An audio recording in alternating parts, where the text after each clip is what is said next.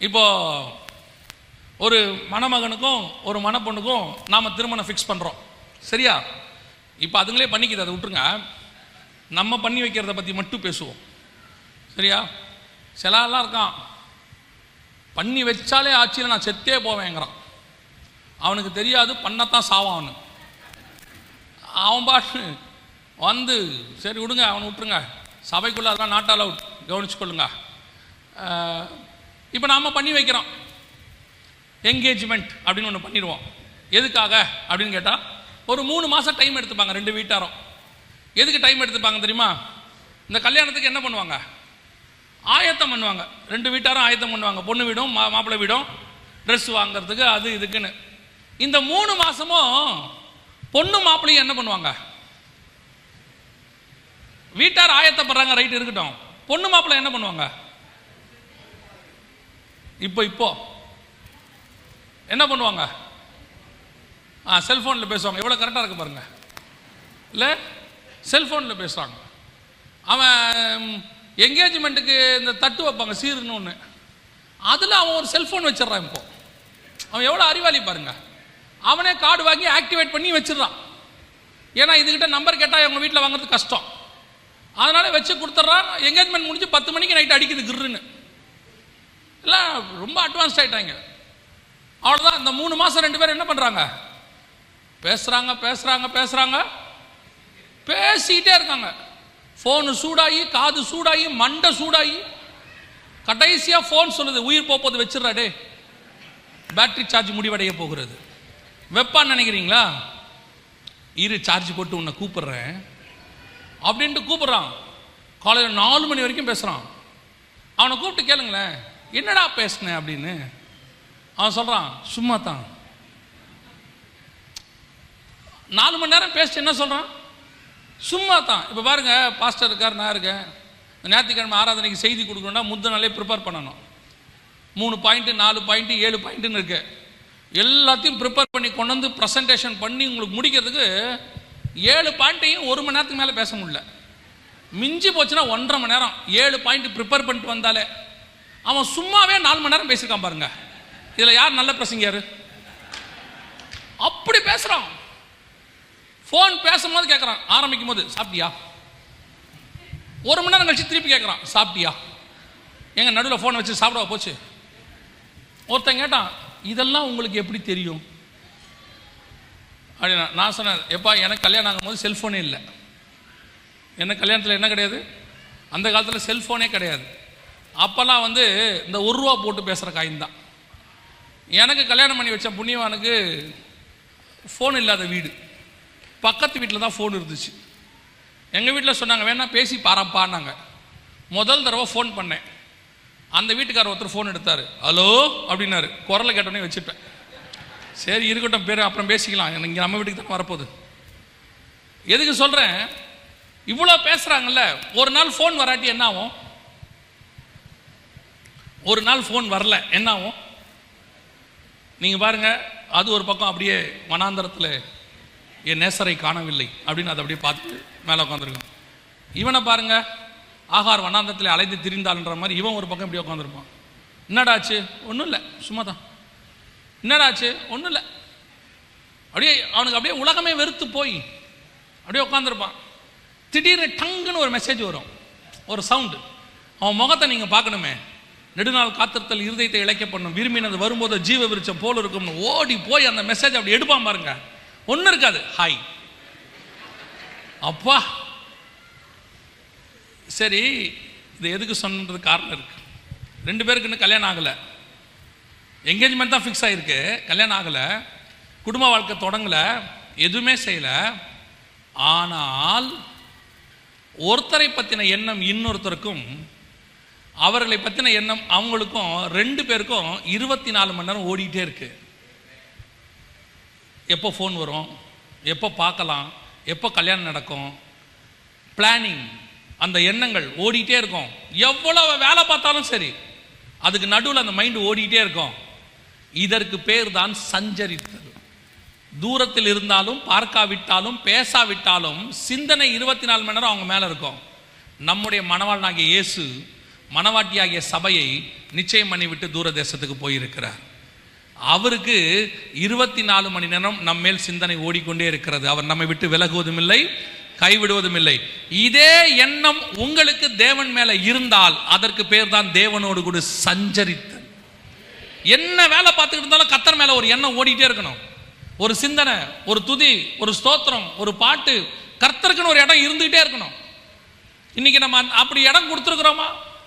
கேட்டு பாருங்க. எல்லாருக்கிட்டையும் இப்ப இருக்கிற ஒரே வேர்ட், எல்லார் வாயிலும் இருக்கிற மிக முக்கியமான வேர்ட் என்ன தெரியுமா? பிஸி.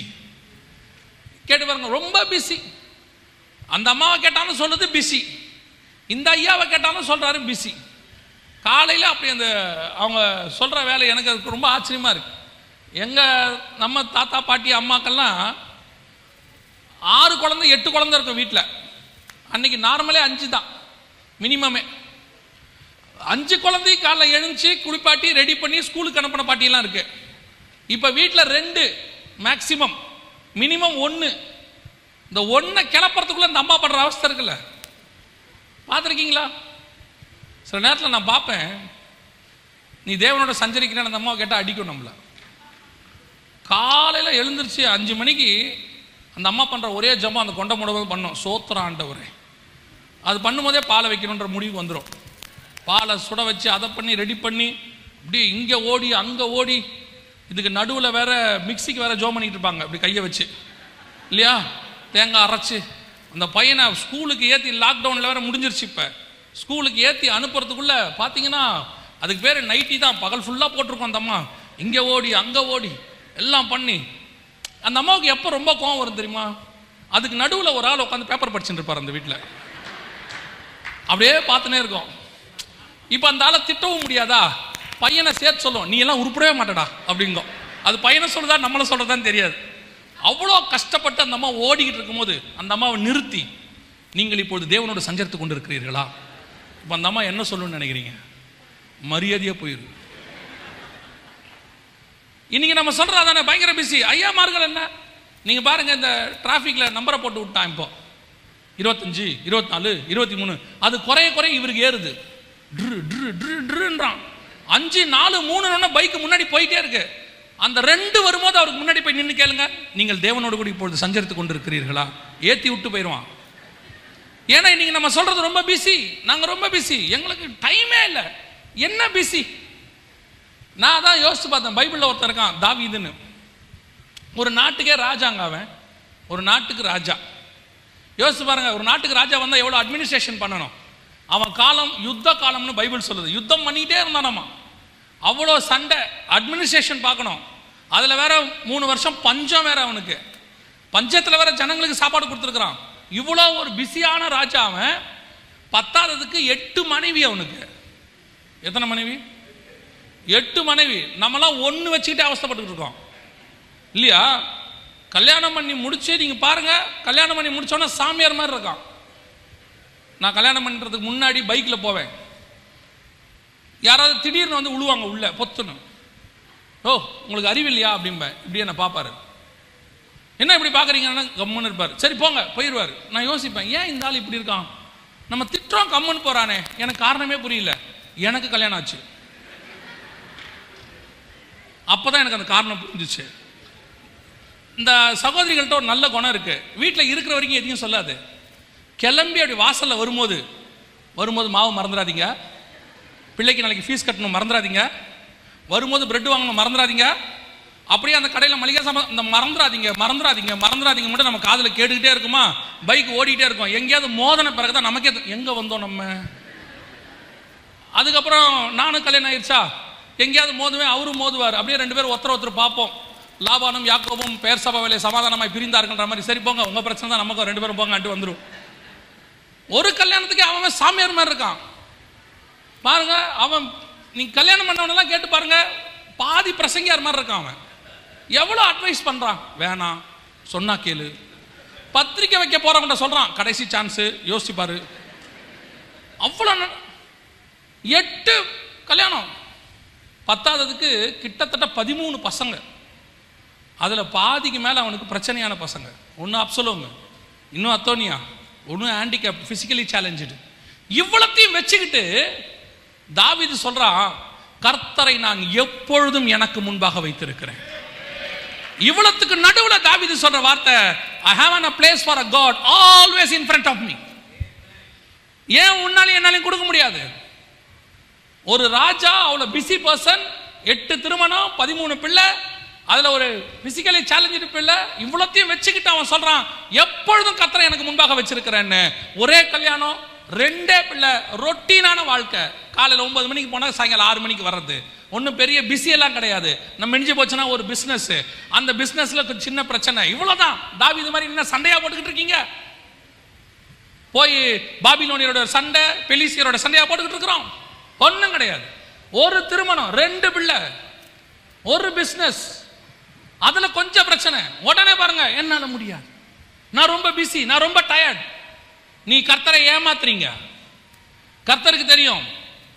நம்ம நினைச்சுக்கிட்டோம் நம்ம பிரச்சனை பெருசுன்னு. ஆனா வசனம் சொல்லுது, கர்த்தரை நான் எப்பொழுதும் எனக்கு முன்பாக வைத்திருக்கிறேன். நீங்க நினைச்சா கர்த்தருக்கு இடம் கொடுக்க முடியும். எல்லா நிலையிலும் கொடுக்கணும்.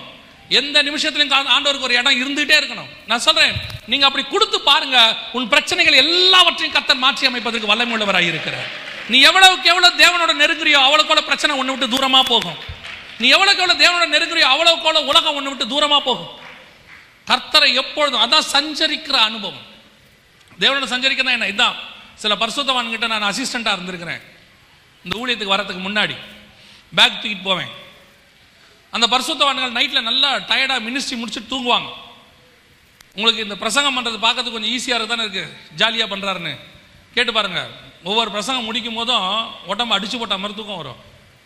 அப்போ அந்த பரிசுத்தவான்கள் வந்து படுப்பாங்க, 5 நிமிஷத்துக்குலாம் தூங்கிடுவாங்க. நைட்டில் பார்த்தீங்கன்னா திடீர்னு சோத்திரம் சோத்திரம் சோத்திரம்பாங்க. திரும்பி படுக்கும்போது இந்த பக்கம் படுக்கும்போது அல்லேலூயா சோத்திரம்பாங்க. காலையில் கேட்பேன், அண்ணே நைட்டெல்லாம் ரொம்ப சோத்திரம் பண்ணிக்கிட்டே இருந்தீங்கன்னா தூங்கலையாண்ணே, உடம்பு வலியா அப்படின்னு கேட்டால் அவங்க சொல்லுவாங்க, இல்லையே தம்பி நல்லா தூங்கிட்டேனே, எனக்கு ஒன்றுமே தெரியலையே அப்படிம்பாங்க. அவருடைய அர்த்தம் என்ன தெரியுமா? அவர்கள் சரீரம் தூங்குகிறது, ஆத்மாவோ தேவனை துதித்து கொண்டே இருக்கிறது. இதுதான் தேவனோடு கூட சஞ்சரிக்கிற அனுபவம். இதைத்தான் கர்த்தர் விரும்புறார். தேவனோடு கூட சஞ்சரித்தல்னா இதுதான்.